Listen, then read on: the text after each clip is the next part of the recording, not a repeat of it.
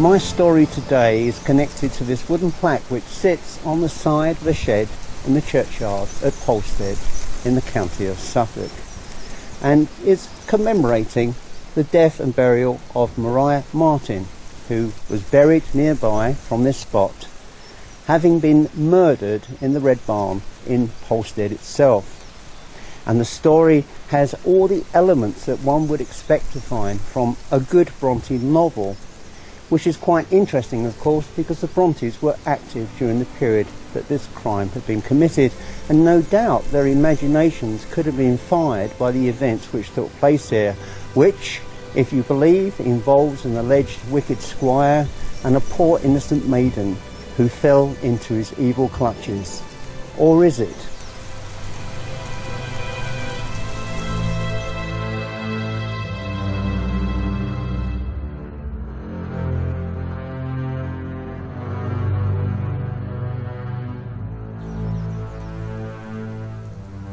Marten was born here in Polstead in the year 1801. She was the eldest of 4 children. Her father Thomas was the local mole catcher, and her mother was named Grace. Unfortunately, despite being quite a respectable occupation during that period, mole catching did not exactly provide enough food and comfort for a growing family of 4 children and 2 adults. And so sadly, by the age of 7, she was placed into the domestic service care of the nearby vicar at Halton, where she earned her keep by generally keeping the house clean and tidy and probably working in the kitchen. It was there that, fortunately for her, that the vicar was kind enough to teach her to read and write, which at that time of history was a great social skill that unfortunately was lacking in many of the local population, who were largely ignorant and unread. She also acquired a taste for fine clothing and a better way of life. Living inside the vicarage was a far cry from the home which she left behind, which at that period of history must have been something almost akin to a hovel, and that's how, unfortunately, most poor people lived. Sadly for her, when she was 9 and working for the vicar, her mother Grace had died at home, but she continued working at the vicarage until her teenage years, where eventually the vicar dismissed her for her levity and her fondness for fine clothes. Certainly it made a mark upon the young Maria, and she wanted to do everything in her power to turn her life around to make it better for her. And so reluctantly she returned back to the family home, where she continued for a while to look after the 3 younger charges, until, of course, a few years later, when Thomas Marten eventually remarried a woman by the name of Anne, who was barely a few years older than Maria and was also just as pretty by all accounts. And for Maria, the home life wasn't for her. She wanted to improve herself within society, and the only way that she could see how she could break that glass ceiling would be to snare a wealthy young man who would be able to provide the kind of luxuries for which she was certainly becoming accustomed to. And the first man that she met and embarked upon an affair with was no less than Thomas Calder, who was the brother of William Calder, who will feature very shortly. She bore him an illegitimate child, and of course Thomas, realising at that time, and one has to take in consideration attitudes for this period of history, regarded her as far below his station. Unfortunately for him, and perhaps for her, the child soon died afterwards, and he moved on to other conquests, leaving Maria then to snag a man by the name of Peter Matthews, who was connected with nearby Polstead Hall, which sits to the side here at Polstead Church, and embarked upon an affair with him. And from their relationship, she had a child who was baptised Thomas Henry, who in fact was the only survivor of all the children that she gave illegitimate birth to. Peter Matthews was a man who stood up to his responsibilities. Whilst he certainly didn't want to marry her, and one can only assume the social divide or class divide came into play here, he certainly made sure that she was provided for to look after the child and paid her regular cheques, I believe of the sum of £5, to ensure the upkeep of his illegitimate child. One can imagine, of course, that Anne, her stepmother, was probably saddled with the responsibility of looking after that child as well. But I digress, because then she moved on to another young man, a local squire by the name of William Calder, who was Thomas Calder's brother, and perhaps was the black sheep of the family. How they met, allegedly, was that one afternoon he was walking past the cottage.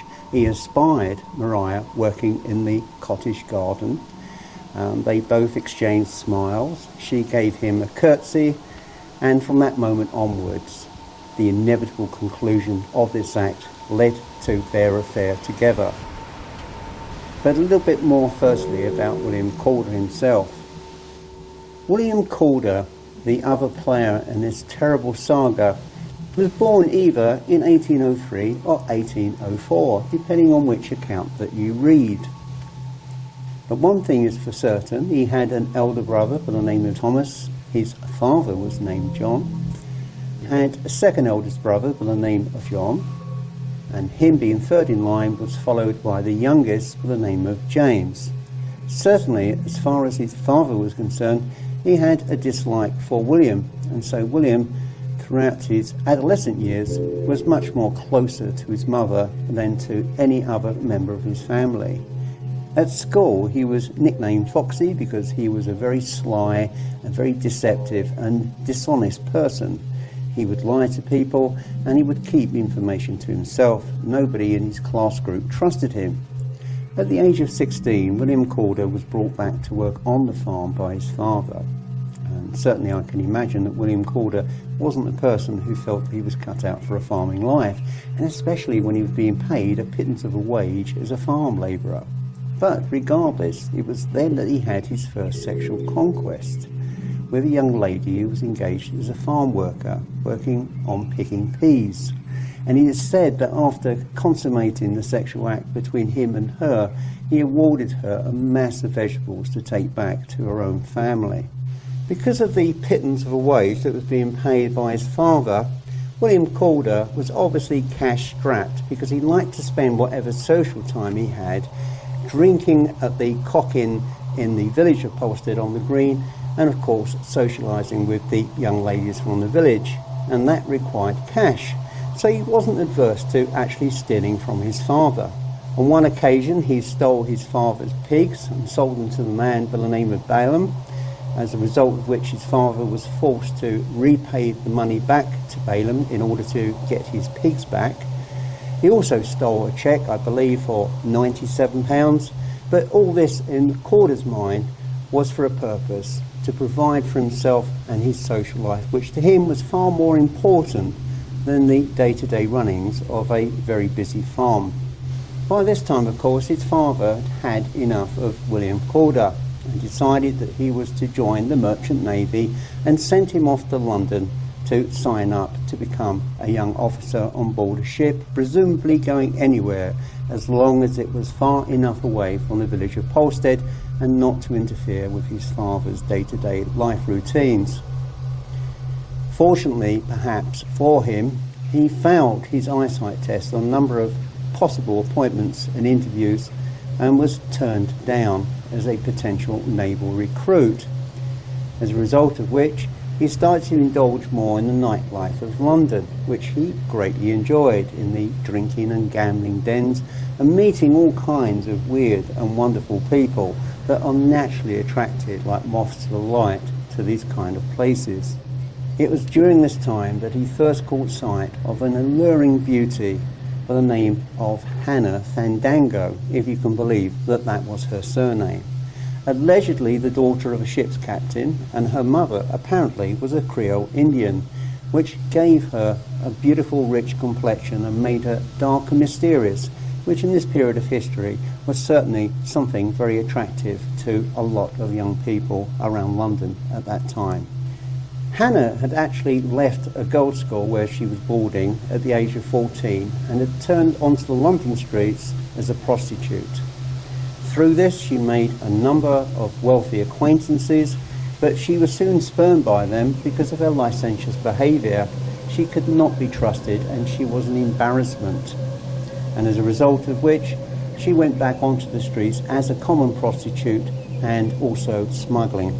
And from that she was able to make, if it can be called that, a successful career at this particular form of crime. And during that period, he also made the acquaintances of two other people.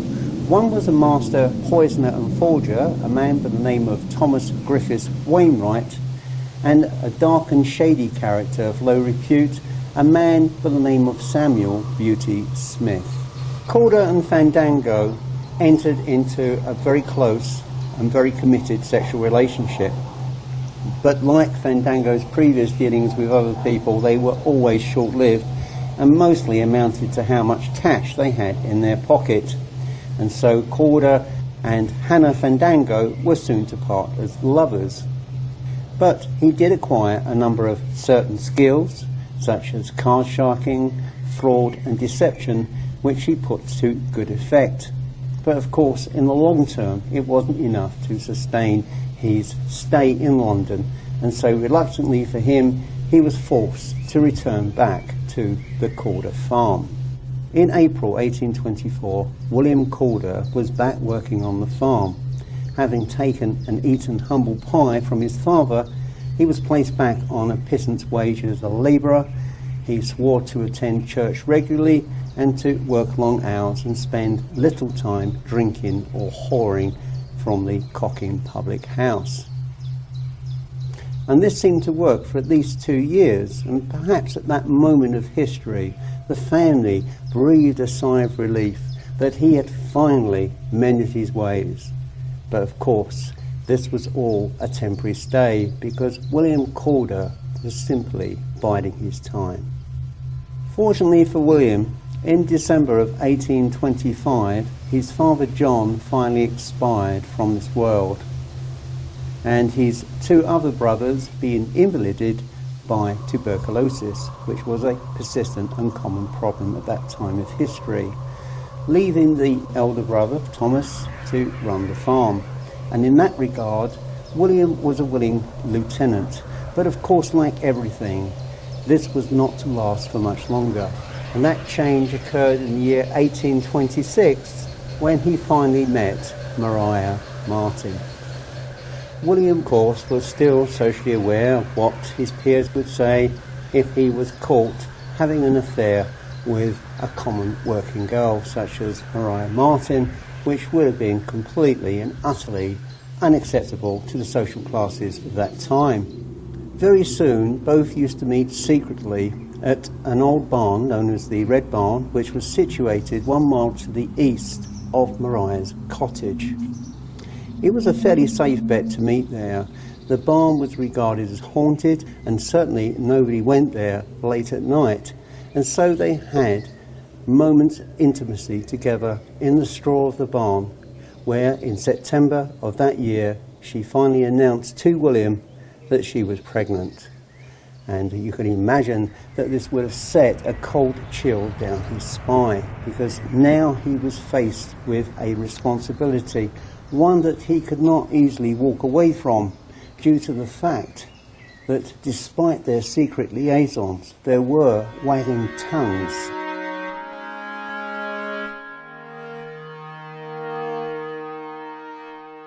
Certainly by Christmas of that year, cracks were starting to form in the relationship between William Calder and Maria Marten.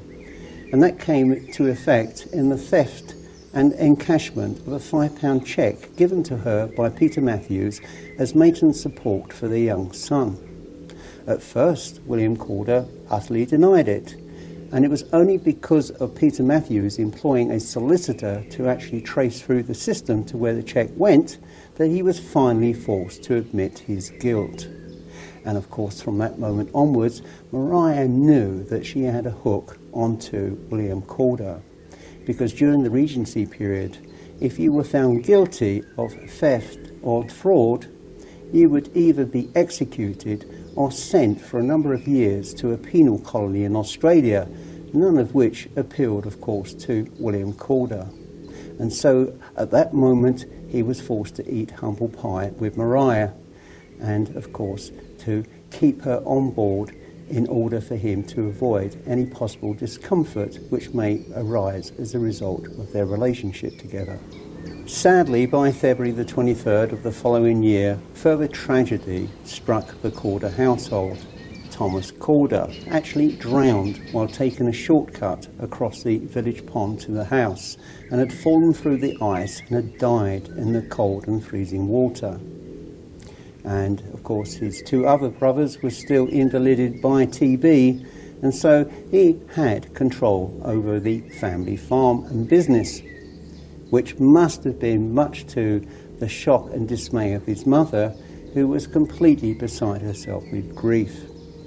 With regard to William's relationship with Maria, their liaisons became so frequent that everybody knew about what was going on between them. And so one can imagine that for a period of time people were talking openly and perhaps behind his back whenever he made their acquaintance over his indulgences with this woman from a much lower social order of that period. But one thing the village gossips didn't know was the fact that William Calder had already admitted to Thomas Marten and his wife Anne that he in fact was the father of her unborn child. He also claimed that he would provide for the child, but he would never give any commitment to actually marrying her. On the 19th of March, in order for her to have her birth in secret, he took her to a rented property in Plough Lane, Sudbury, where she remained until she gave birth to a young boy in April. The child had returned back to Polstead and was placed in the charge of Anne, who was responsible not just for her baby, but also the child from her previous relationship. Sadly, of course, at that time, both mother and child were quite ill, and sadly, a few weeks later, the baby died, although Maria made a full recovery. Following the death of the baby, Calder at no point wanted to be associated with himself and Maria and the baby, even though it was now in spirit. And so they both agreed to secrete the burial of the baby's body somewhere in the Polstead district, and to this day nobody knows exactly where the baby's body was buried. To add further intrigue to the whole matter, and perhaps to pour oil on troubled waters, Hannah Fandango and Samuel Beauty Smith made a surprise appearance in the village of Polstead. Hannah Fandango, in fact, had rented a cottage nearby and was using it for illicit smuggling activities. This created a great deal of worry for the Marten household. Their daughter had already gone through a pregnancy, which sadly resulted in a death with William Calder, and they needed more commitment from him with regard to his future upkeep and relationship with their daughter. And so, under pressure, Calder agreed to marry her in mid-May. And that, of course, in Calder's mind, had created further problems with how to extricate himself from what could have been and promised to be a terribly troubling situation for him. And so he concocted a story which he felt would resolve all of the issues with regard to the Marten household and the alleged embarrassment that the whole situation would cause to the Calder household. And so the story that he gave Maria was that the local parish constable, a man by the name of John Balaam, had in fact a warrant for her arrest for having illegitimate children, which, believe it or not, was actually a criminal offence in that period of history. Part of William's scheme was to assure the Martens that the matter could be quickly resolved by removing Maria from the village and taking her to Ipswich, where he claimed that he would marry her. But they had to act with due haste because the parish constable could arrive at the house at any moment. And so what he did, he instructed her to dress as a man and make her way independently up to the Red Barn, where he would be waiting for her with a pony and gig and also her luggage, which she would obviously use when they travelled to Ipswich. And so later in that day, she was seen to leave the cottage for the last time, and the last time that she was ever seen again by any living soul, dressed as a man and making her way mournfully to what would be her last meeting with William Corder at the Red Barn. Later, William returned from the Red Barn on his own, and from that moment onwards, he became very deceptive and quite evasive to questions about where Maria was she fine, was she okay, have you married her, etc., etc. The excuse that he gave at this time was that she was in the care of a Miss Rowland in Great Yarmouth, and that it was his intention to meet up with her and to marry. He claimed to the family that he could not return her sooner to the village for fear of provoking the villagers in this matter, and that perhaps if she stayed away from the village of Polstead, matters would eventually die down and she would be allowed to return. And finally, further tragedy struck the Corder household in the summer of that year, when both Corder's surviving brothers died from TB, leaving him as sole heir to the family estate. But the issue of the disappearance of Maria would constantly dog him throughout this period. Running out of excuses for her disappearance, he eventually told the family that by Michaelmas in the year 1827, both he and Maria would finally be wed. But by the 8th of September of that year, things had become far too hot under the collar for him, and so he decided that he needed an excuse to get away from Polstead and possible retribution. And so he told the villagers that he was going away for a few weeks to recuperate from ill health and would make a return later. Thomas Marten seemed assured by that excuse. After all, he was a young gentleman, and surely his word was his bond. Sadly, as he was to discover later, that was as far from the truth as anything could possibly be. Anne Marten, however, was having nothing of it. She suspected something terrible had happened to her stepdaughter, and persisted in trying to find out fresh and further information. Corder had to react quickly to that, and so he wrote a letter on the 18th of October of that year addressed to the Martins to say that he was in London staying at the Bull Hotel in Leadenhall Street, and that he planned to marry her on the Isle of Wight, where he was going to buy a farm in order for them to be together as a farming couple. He also claimed in his letter that they were in fact now man and wife, although of course in this letter he offered absolutely no proof to this particular union under law. And of course the one nagging fault in the Martins' minds at this time was that they had actually received at no point any communication whatsoever from Maria, and everything existed entirely upon the word of William Corder. William had absolutely no intentions of buying a farm on the Isle of Wight, nor indeed of living on the Isle of Wight. Instead, he decided that he would advertise for a wealthy bride. He knew that had he returned to Polstead, all those nagging questions concerning the disappearance of Maria may certainly have caught up with him, and so he placed adverts in the Times of London newspaper and also others advertising for the right lady. In fact, he received over 100 replies, and one of those was an extremely attractive young lady by the name of Mary Moore, who had the added bonus of being quite wealthy.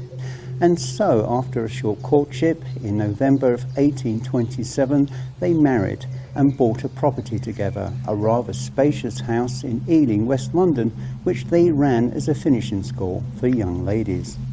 While William Corder was in London enjoying his new life and new wife and business, back here in Polstead, matters were about to change rather drastically through dreams that were being received by Anne, the stepmother of Maria, who claimed that she saw Maria in her dreams inside the Red Barn and pointing to a spot on the ground where she believed Maria had been murdered and buried. The dreams were so vivid, the dreams were so realistic, that she compelled her husband, Thomas Marten, to go to the barn, and he started to probe around in the ground with his mole spud and very quickly detected the remains of their daughter. and she had suffered a gunshot wound to the face. She'd been stabbed in the neck. She also had a green handkerchief around her neck, which was tied very tightly like a ligature, and she'd also been stabbed in the heart as well. In short, she had died the victim of a frenzied and sustained attack. Immediately, the coroner was contacted and an inquest was arranged at the nearby Cock-Inn pub on the green at Polstead, and it's to there my story continues next.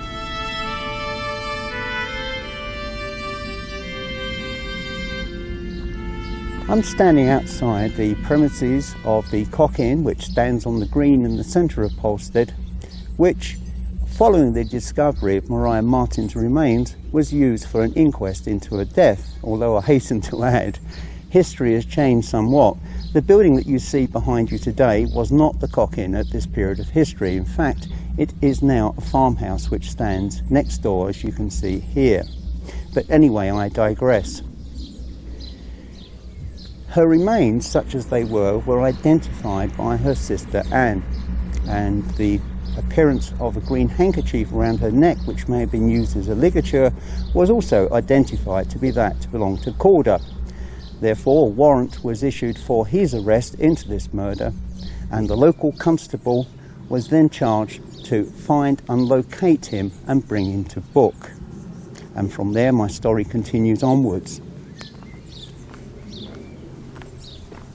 Following the inquest, the village constable, Mr. Ayres, was dispatched to London to locate Calder and arrest him and bring him to book.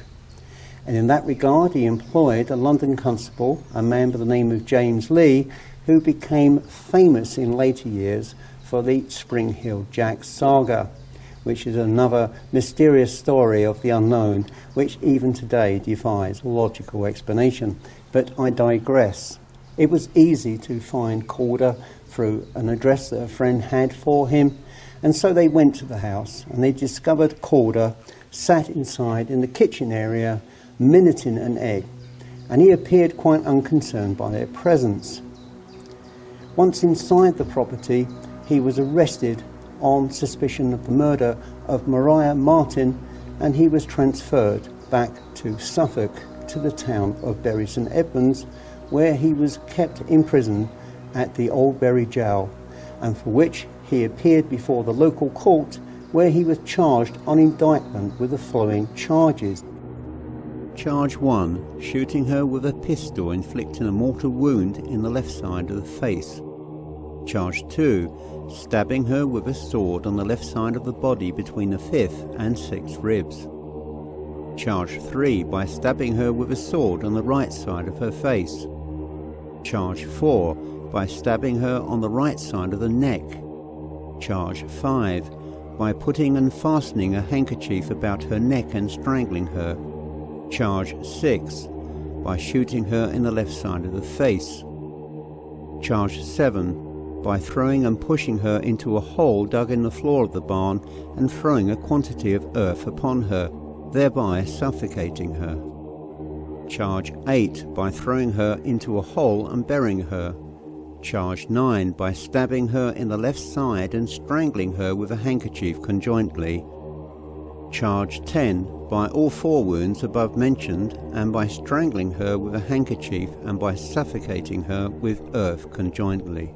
Basically, because of forensic science in that period of history was still very much in its infancy, they really didn't know how she died. So in order to sustain a charge against him and obviously find for him as being guilty of the crime, they charged him with a number of possible charges, which some of course could be easily ruled out at court and others accepted, to ensure that he stood and was punished for the terrible crime that he was alleged to have committed by murdering Maria Marten.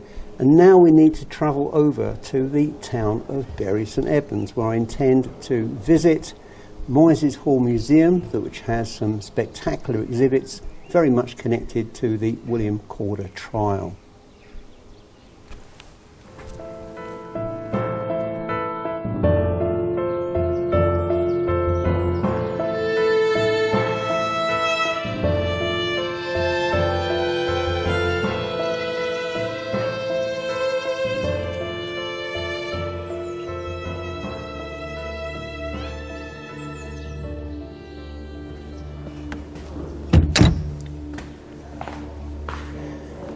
Well, I've arrived in the town of Bury St Edmunds. In fact, I'm at Moyses Hall Museum, where there are some interesting exhibits which were as a result of the infamous Corder trial.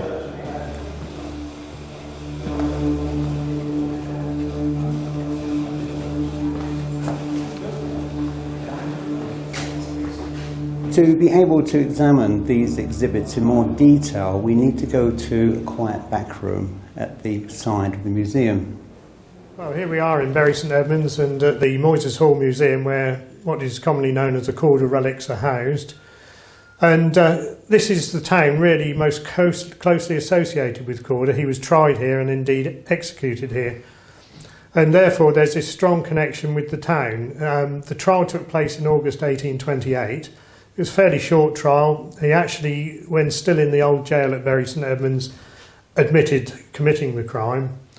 And the execution was planned to take place a few days later outside the jail, outside the wall.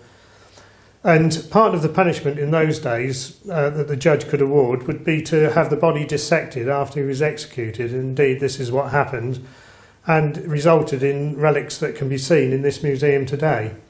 When Corder was executed, the body was conveyed to the Shire Hall in Bury St Edmunds, and the chest was laid open by cutting the skin back and peeling it back to expose his muscles. And then the public filed past, looking at the body thus exposed. Then the hospital in Bury St Edmunds, the West Suffolk Hospital, took the body, and the body was then dissected by the surgeon, Mr. Creed. And in fact, when he dissected the body, he tanned the scalp, which was preserved and is in this museum. He also tanned some of Corder's skin and had a copy of the trial bound in the skin, which again is in this museum. And of course, another thing we have from the execution is the death mask and the bust that was made. These are very, very interesting relics and draw a lot of people to come to Bury St Edmunds just to see these relics. Okay, we have a number of exhibits on display pertaining to the court case and the murder itself, some of which are fairly apocryphal. The first is Thomas Marten's mole spud, obviously fragmented today, and this is the tool of the trade for someone employed in finding out and killing moles. This was allegedly used in the process of the discovery of the body, and of course as such would have done damage to the corpse, which is all part and parcel of the charges that end up being levelled at Corder himself. These are the two pistols that were produced at trial, Harcourt of Ipswich, and these almost certainly are, I have no question as to these being the actual pistols, because as you'll note, the hammers have been broken, which was done before being presented at trial. They also feature in an ownership argument after the trial, so there's good reason to suspect that these are exactly what they are. After anatomisation, the principal interest was in the preservation of the skull for the sake of the pseudoscience of phrenology. As a byproduct of that, you obviously have the remaining skin at the disposal. And what they chose to do in this instance is bind a book, J. Curtis's book of the trial itself, which is this book here. And of course, this fragment is the remnants, the part they couldn't think of anything else to do with. This is the full bust made from the dead body of William Corder. So the important thing this shows us today is the process of execution pre someone like Marwood, and this is death really by strangulation and asphyxiation as opposed to a measured drop, and part of that process is illustrated with the lips and the nose, which quite often people ask us, is he of West African descent because of the shape, but that's the process of blood vessels bursting in his face, and it wasn't a quick and painless death. This is the death mask of William Corder, and as such this is a cast from a bust at Norwich Castle Museum. It's illustrative of exactly the same as the bust previously shown, although not so complete. Well, as you can see, despite the years that have passed since the execution of William Corder, these exhibits from the trial are still here at Moyses Hall Museum for people to come and see for themselves. I certainly make no judgment or comment upon the museum keeping these items, because I personally think it's important for people to see how people were treated, and perhaps abominably, even though he was a murderer, at that period of history. Which actually brings me on to the next part of my chat here. Stuart is going to talk to you about crime and punishment. Well, I think the thing we have to realise today is just how barbaric the system of punishment was in the days of Corder. And in fact, as we know, the executions were public, probably about 7,000 people at his execution.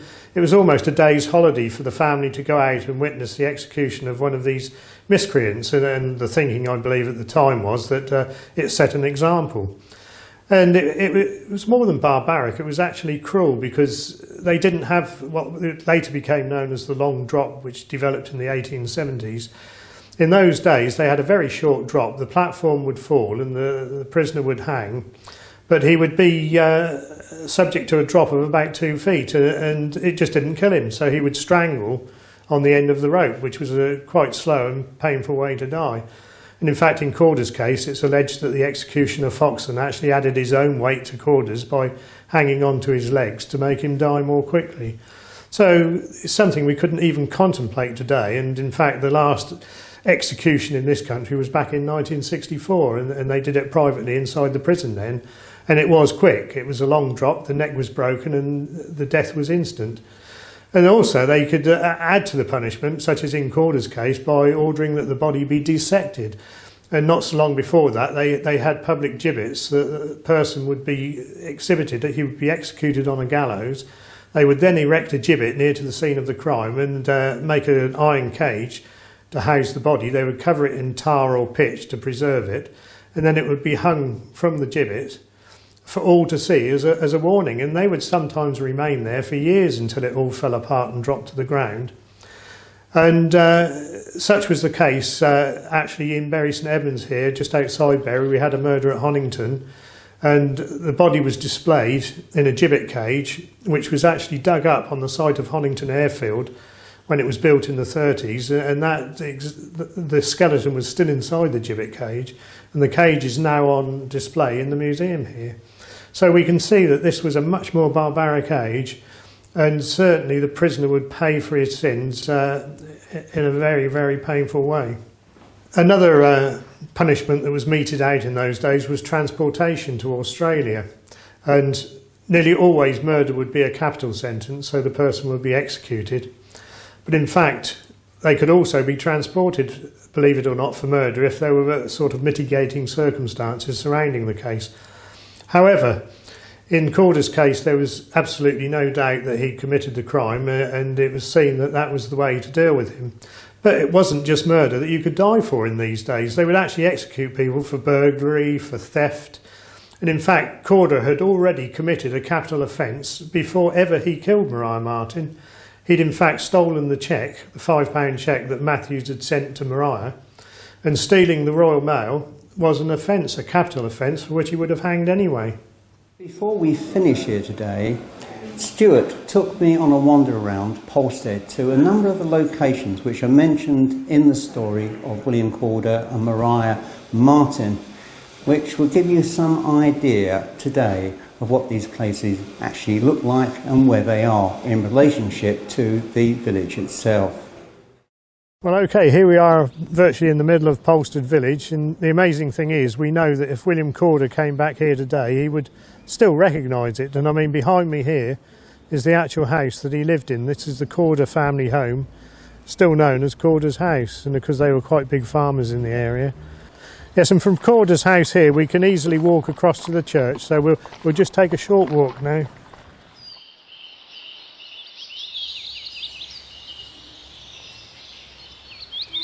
Well, here we have the Church of St Mary's Polstead, the final resting place of poor Maria Marten.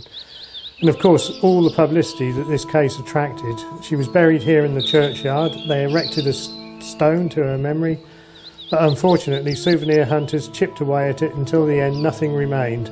So there's no sign of actually where the grave was, although there is a plaque erected very nearby to where she's buried, and that is still on display here.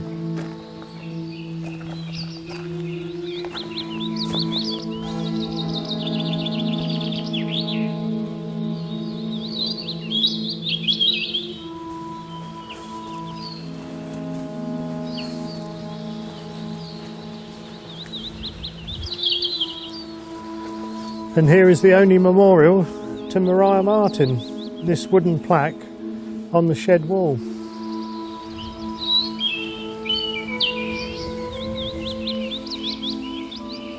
And then just across the way here we have the site of the burial of most of the Corder family.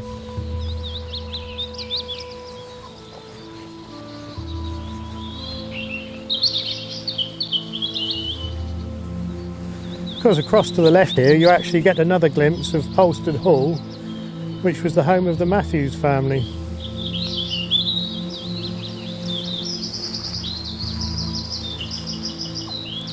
And in this row here you'll see most of the headstones have the Corder name on it. This would appear to be his grandparents. And this looks to be his parents. The father died before the actual murder took place. And that's about it. We've got the Corder family resting very, very closely to where poor Maria is buried, just across at the end of the church. But a beautiful, peaceful spot. Because everywhere in this part of Polstead is so closely situated, it's very easy to walk down to the bottom here, and just round the corner is Maria's cottage. Up on the hill behind is the site of the barn, and opposite her cottage is a high hill called Bell Hill, which actually gives a wonderful view of the whole village.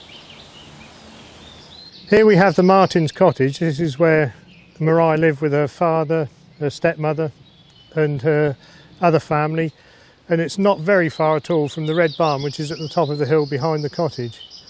So you can see how this village is so compact and everything is on top of everything else. It's a very short walk, and in those days of course people didn't stray very far from the village. Well, here we're on Martin's Lane, and right here next to us is Maria's cottage where she lived with her family. And to my right, Martin's Lane goes off up the hill, and if you get to the top of the hill and look across the fields, you're at the site of the Red Barn. So she lived very, very close, and we'll now take a walk up to where the Red Barn was situated. Well, here we're trying to locate where the original Red Barn was, where Maria Marten was murdered by William Corder.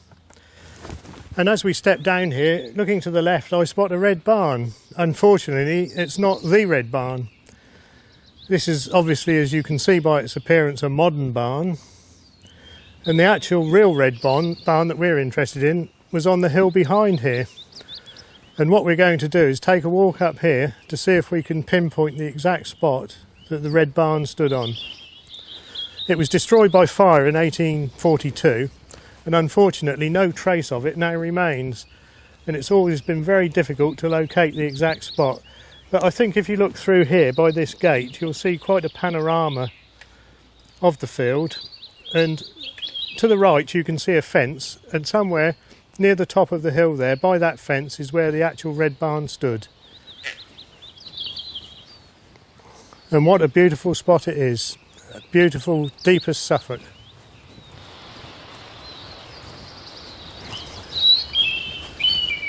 Well, here we find ourselves on the spot, or almost on the spot, where the Red Barn was located, but the big problem is it's been gone so many years. It burned down in the early 1840s. There's no trace of it left, and all you've got is the old tithe map of this area to try and pinpoint where the barn was. It's still open fields, very unspoilt ground, and as far as we can tell from the map we've consulted, the barn would have stood just here somewhere behind me, on the edge of this field and the next. But of course the undergrowth has grown since that time, and it was, as we know from old sketches, it was open to the land to the west. Here we are on the east side of Polstead, and the land was obviously farmed by the Corder family, and it was the barn where Corder used to meet Maria quite frequently, we're led to believe. But this is as near as we can get to the actual site of the Red Barn.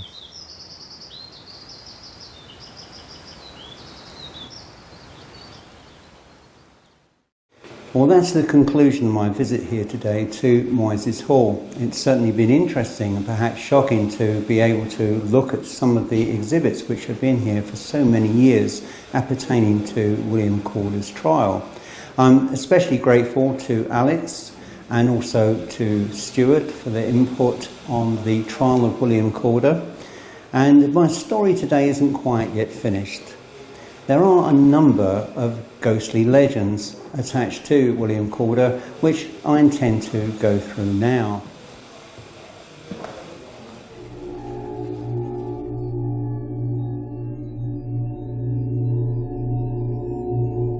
I'm actually standing here inside the churchyard at Polstead, and along here are in fact members of the Calder family who are buried here.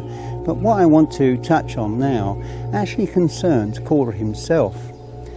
Events which have taken place since his death, strange stories and appearances and apparitions. And the first I wish to take you to, in fact, involves his former home at Calder's Farm. And it's to there that we need to walk to now, which in fact is all but a short walk back into the village, up from by the side of the village pond.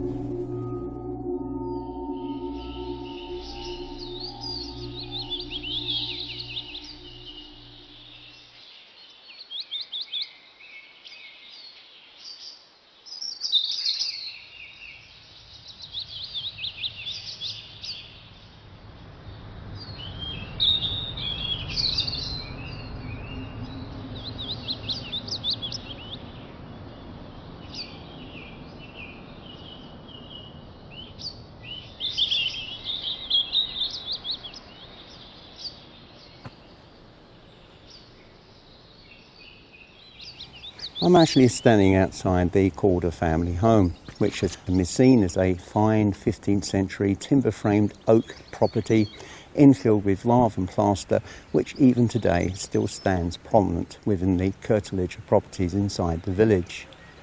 But one thing it's particularly noted for, allegedly, was certainly first observed in the mid-1920s, and on Friday, May the 18th, which is the anniversary of Calder's murder of Marten, when a ghostly form is seen to glide from the property wearing a top hat and a frock coat, which disappears eastwards. One can only assume that this may be William Calder, perhaps hoping to reacquaint himself once more on this terrible anniversary with his victim, Marten. Of course, this is legend. There's no element of truth nor photographs to attest to it, but I, for one, would love to believe in this and to be able to witness this apparition leaving the property.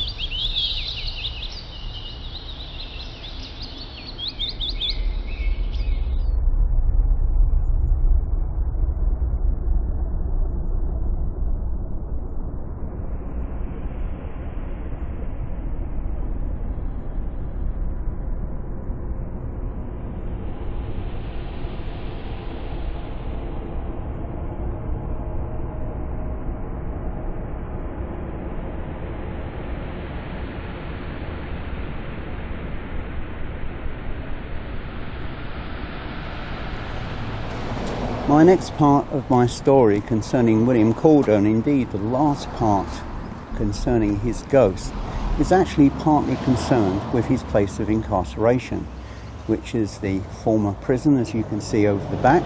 And this red brick wall, which in its day was probably 3 times higher than what it exists today, was the actual point where he was executed. So I'm actually standing by the execution scene, and where I'm actually standing here was an open green field which was filled with between, according to records vary, between 7,000 and maybe 20,000 people who had arrived here on the day for the execution. Some 50 years after the execution of Calder, a local GP in Bury St Edmunds, a Dr. Kilner, decided that he wanted Calder's skull as a memento, as the skeleton was being displayed at West Suffolk Hospital and was being used for training purposes for the nursing staff there. Obviously, having an association with the hospital, his presence there was obviously something which was not generally questioned. And so he decided that he would carry out his nefarious activity of exchanging the skulls with a spare that he had by going to the hospital around midnight. He worked under the candlelight, and the 3 candles that he took with him were being snuffed out almost by an unseen force, one after the other, but he managed to keep the candles lit long enough for him to exchange the skulls. Once he took the skull home, it was polished and put on display in an ebony case. in his drawing room. And it was there that some strange occurrences started to affect his life, and perhaps in a more significant manner than he had ever managed to believe. His general view of the paranormal was that after 50 years of doctors and nurses playing around with Corder's skeleton, the likelihood of any paranormal activity would have been knocked out of it. How wrong he was. A few days later, his servant called him at 7 o'clock one evening. It was a winter's evening, it was dark and it was cold outside. And she said that a man was waiting to see him. He wanted to speak to the doctor directly. He asked who this man was, and she described a man wearing a blue coat with silver buttons, which was in an old-fashioned cut, and wearing a beaver skin hat, which of course at that period of history was quite out of fashion. However, the doctor, quite unhappy about the fact that his leisure hours were being interrupted by this caller, went into the waiting room and noticed that he saw a shadow in the corner of the room from the candle that he had lit in his hand. He called for his servant to bring in a proper lamp, and of course once the room was lit he discovered that there was nobody there, yet he felt certain that he could feel the presence of someone waiting in that room. He thought no more about it, and a few days later he was sat in his drawing room looking out of the window into the garden when he saw, standing by the summer house, the very self-same man, dressed in a blue coat with silver buttons and wearing a beaver hat. He went to investigate who this intruder was, but upon entering the garden discovered that this person had completely disappeared. By now, of course, Dr. Kilner, who was a complete skeptic being a man of science, had obviously started to reason with the fact that it may have been an unknown caller with regard to the skull, and perhaps it may also have been William Corder himself. He put such certain thoughts and notions to the back of his mind, but over the next few days he noticed, particularly at night, footsteps being heard in corridors, the sound of a muffled voice, and the reports of someone wailing and crying from down below in the drawing room. One evening he decided that he was going to confront this strange menace, which he now believed may well have been William Corder, who had revisited demanding the return of his skull.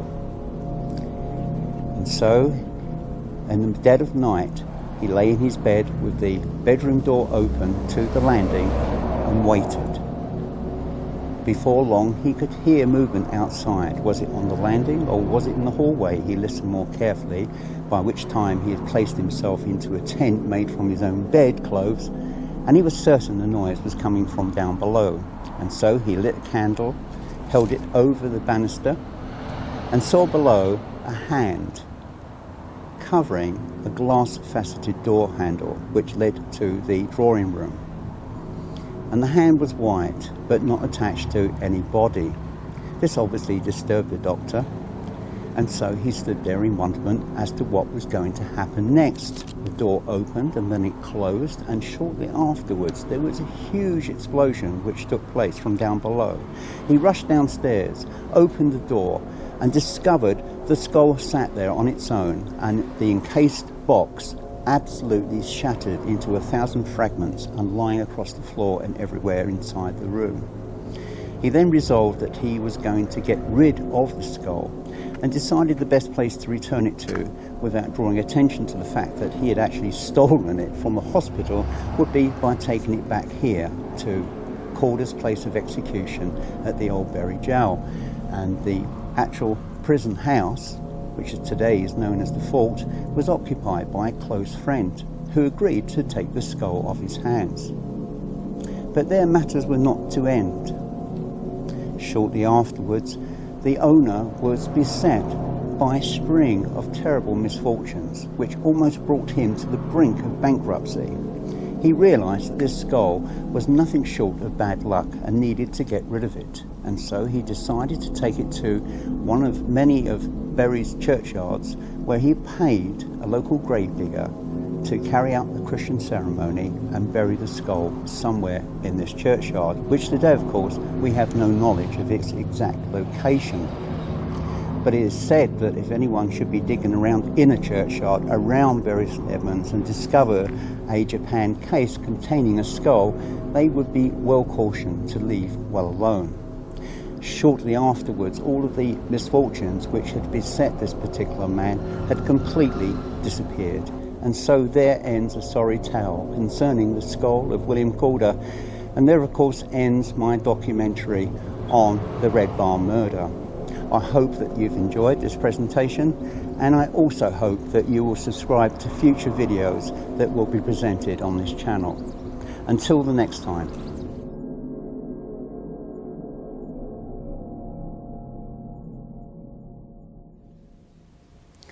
One of the nagging questions following the burial of Marten in the churchyard here at Polstead is in fact to where she is actually buried.